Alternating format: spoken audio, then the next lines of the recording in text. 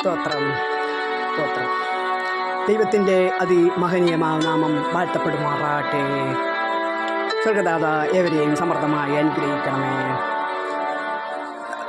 പ്രിയജനമേ, നന്മ ചെയ്യുവാൻ നിങ്ങൾക്ക് സാധ്യമല്ലെങ്കിൽ ഭയപ്പെടേണ്ട. പ്രിയ മക്കളെ, ഒരു മനസ്സുകൊണ്ട് നിങ്ങൾ ആഗ്രഹിക്കുക. സാവധാനത്തിൽ നന്മയിൽ നിങ്ങൾ വളരുക തന്നെ ചെയ്യും. പ്രിയപ്പെട്ടവരെ, ഒരു ഉദാഹരണം ഒരു കഥയിലൂടെ പറയുകയാണ്. പ്രിയപ്പെട്ടവരെ, ഒരു അമ്മയ്ക്ക് 2 ആൺമക്കളുണ്ടായിരുന്നു. മക്കളോട്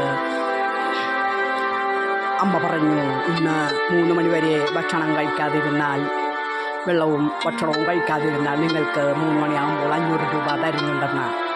മൂത്ത മകൻ രാവിലെ മുതൽ വെള്ളവും ഭക്ഷണവും കഴിക്കാണ്ട് ഉപവാസത്തിലിരുന്നു. ഇളയ മകനാകട്ടെ, പ്രിയപ്പെട്ടവരെ, രാവിലെ രഹസ്യത്തിൽ അമ്മയുടെ അടുത്ത് ഓടി വന്നു. ചായയും പലഹാരവും കഴിച്ചു. ഉച്ചയ്ക്ക് 12 മണിയായപ്പോൾ തന്നെ ഓടി വന്ന ഭക്ഷണവും കഴിച്ചു.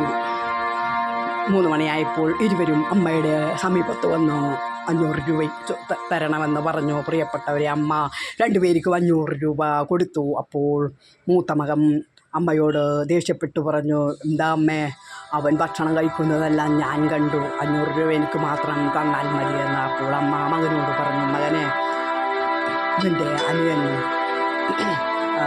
ഭക്ഷണം കഴിക്കാണ്ടിരിക്കണമെന്ന മനസ്സിലോർത്തു മകനെ, അല്ലെങ്കിൽ അവൻ പറയുമായിരുന്നു ഞാൻ ഭക്ഷണം കഴിച്ചു പോകുമമ്മേ എന്ന്.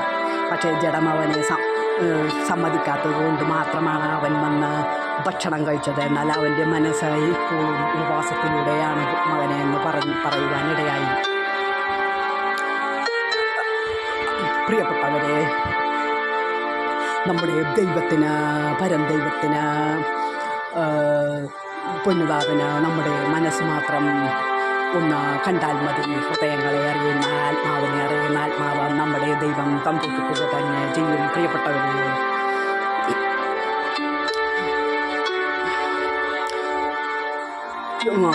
സ്തോത്രം.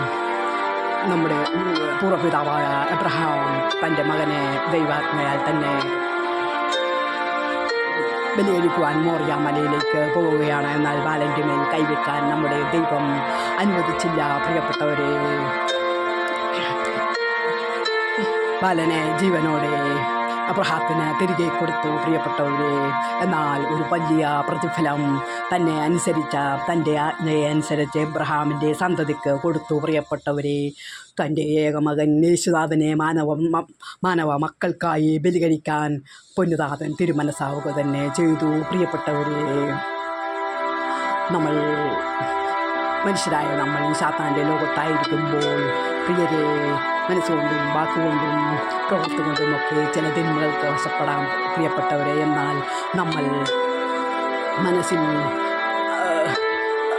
നന്മ ചെയ്യാൻ ആഗ്രഹിക്കുകയും ചെയ്തു പോയി തെറ്റിനെപ്പറ്റി പശ്ചാത്തപിച്ച് സ്വർഗനാഥനോട് കരയുകയും ചെയ്യണം. പ്രിയപ്പെട്ടവരെ, എന്നാൽ അവിടുന്ന് ക്ഷമിക്കുകയും നമ്മളെ ഇരട്ടി അനുഗ്രഹിക്കുകയും ചെയ്യും. പ്രിയപ്പെട്ടവരെ, ഈ നമ്മളെ ഇരട്ടി അനുഗ്രഹിക്കുന്നത് കൊണ്ട് തിന്മ നമ്മളെ ചെയ്യിക്കുന്ന സാത്താൻ ഓടിപ്പോവും. വെറുതെ ഞാൻ തിന്മ ചെയ്യിച്ച് അവർ ഇരട്ടി അനുഗ്രഹം പ്രാപിക്കുന്നത് കാണാൻ കഴിയാതെ തന്നെ സാത്താൻ തൊപ്പിയിടും. പ്രിയപ്പെട്ടവരെ, പത്രോസ്, പ്രിയപ്പെട്ട യേശുനാഥൻ്റെ പ്രബല ശിഷ്യനായിരുന്ന പത്രോസ്, പ്രിയപ്പെട്ടവരെ, 3 വട്ടം തള്ളിക്കളഞ്ഞിട്ടും നമ്മുടെ താതൻ ചേർത്ത് നിർത്തി സഭയുടെ താക്കോൽ ഏൽപ്പിച്ചില്ലേ. പ്രിയരെ, ദാവീദാകട്ടെ തെറ്റുകൾ ചെയ്ത് കുമിഞ്ഞുകൂട്ടിയെങ്കിലും, പ്രിയപ്പെട്ടവരെ, യേശുനാഥൻ്റെ താഴ്വഴിയിൽ നിന്നും ദാവീദിനെ തമ്പുരാൻ മാറ്റി നിർത്തിയില്ല. പ്രിയപ്പെട്ടവരെ, യൂദാസാകട്ടെ തൻ്റെ തെറ്റിനെക്കുറിച്ച് അനുദപിക്കാൻ കൂട്ടാക്കിയില്ല. പ്രിയമക്കളെ, അനുദപിച്ചിരുന്നെങ്കിൽ യൂദാസിനെയും സർവശക്തൻ നമ്മുടെ സ്വർഗനാഥൻ ക്ഷമിച്ച് യൂദാസിനും അനുതാപ ചിത്തം നൽകി അനുഗ്രഹിക്കുമായിരുന്നു. പ്രിയപ്പെട്ടവരെ, തോത്രം പ്രത്യേകാരുണ്യം യൂദാസിനെയും സ്വർഗത്തിൽ